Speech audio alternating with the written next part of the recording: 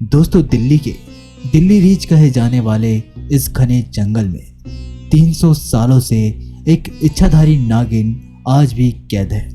एक विशाल पेड़ पर आज भी वह नागिन अपने बदले का इंतजार कर रही है और नागिन का गुस्सा इतना भयानक होता है कि वो अपने बदले को पूरा किए बगैर चैन नहीं लेती। ऐसी कुछ दिल्ली के इस जंगल में देखने को मिला। नमस्कार दोस्तों, आप देख रहे हैं शिव की शक्ति यूट्यूब चैनल। अगर वीडियो पसंद आए तो लाइक, शेयर और चैनल को सब्सक्राइब करके बेल आइकन को प्रेस करना मत भूलिएगा और एक बार सच्चे दिल से कमेंट बॉक्स में हर हर महादेव जरूर लिखिएगा। बताते हैं कि आज से करीबन 300 साल पहले राजीव का पूरा परिवार, जिसमें राजीव और उनके 2 भाई तथा राजीव के माता पिता सभी दिल्ली में रहते थे। एक दिन राजीव दिल्ली के दिल्ली रीच नाम से जाने जाने वाले घने जंगल में 3 दोस्तों के साथ घूमने निकले, क्योंकि यहाँ ऐतिहासिक पुराने किले भी हैं। उसी जंगल में एक पेड़ के नीचे एक इच्छाधारी नागिन अपने नाग के साथ रहती थी। उस दिन नागिन का नाग उस किले के पास ही था जहाँ राजीव अपने दोस्तों के साथ घूम रहा था। नाग देख राजीव और उसके दोस्त पहले तो डर गए, फिर पास ही पत्थर उठाकर उन्होंने उस नाग को मार डाला।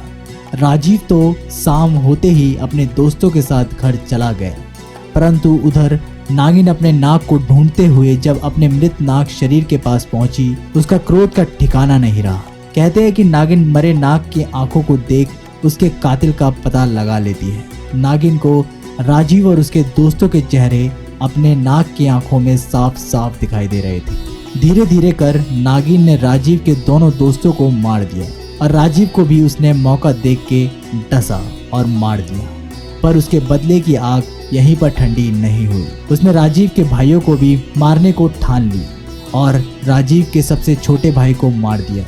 अपने दोनों बेटों की मौत पर राजीव के माता पिता बहुत डर गए, क्योंकि अब उनकी एक ही संतान बची थी और सांप के द्वारा उनके दोनों बेटों की मौत से वो ये समझ गए थे कि कोई सांप हमारे परिवार को खत्म करना चाहता है।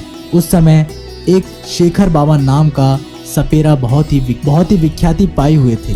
उसे कई वेद विज्ञान का ज्ञान था। राजीव के माता पिता उस साधु के पास अपने बेटे को लेकर गए और पूरी बात बताई। तो शेखर बाबा ने अपने तांत्रिक विद्या से पता लगाया और ये बोले कि तुम्हारे बेटे राजीव ने एक नाग को मार दिया था।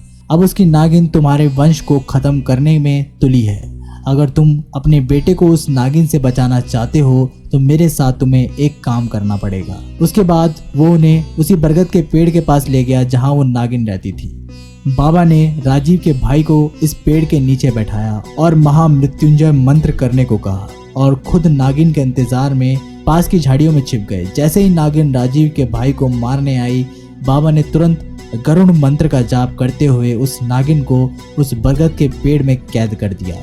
इस प्रकार राजीव के भाई की जान बच गई। दोस्तों, कहते हैं आज भी वह नागिन उस पेड़ में कैद है और नागिन दिल्ली के इस जगह जिसे दिल्ली रीच कहते हैं, इस घने जंगल में आज भी उस नागिन के चिल्लाने की आवाज आती है। दिन हो या रात, कोई भी इस जंगल में जाने की हिम्मत नहीं करता। दोस्तों, इस घटना से तो ये स्पष्ट हो गया है कि कभी भी नाग और नागिन के जोड़े को अलग नहीं करना चाहिए, क्योंकि उसका अंजाम बहुत ही भयानक हो सकता है। दोस्तों, अगर ये वीडियो अच्छी लगी हो तो लाइक, शेयर और चैनल को सब्सक्राइब करना मत भूलिएगा। मैं जल्दी मिलता हूँ एक नई कहानी के साथ। तब तक के लिए नमस्कार, टेक केयर।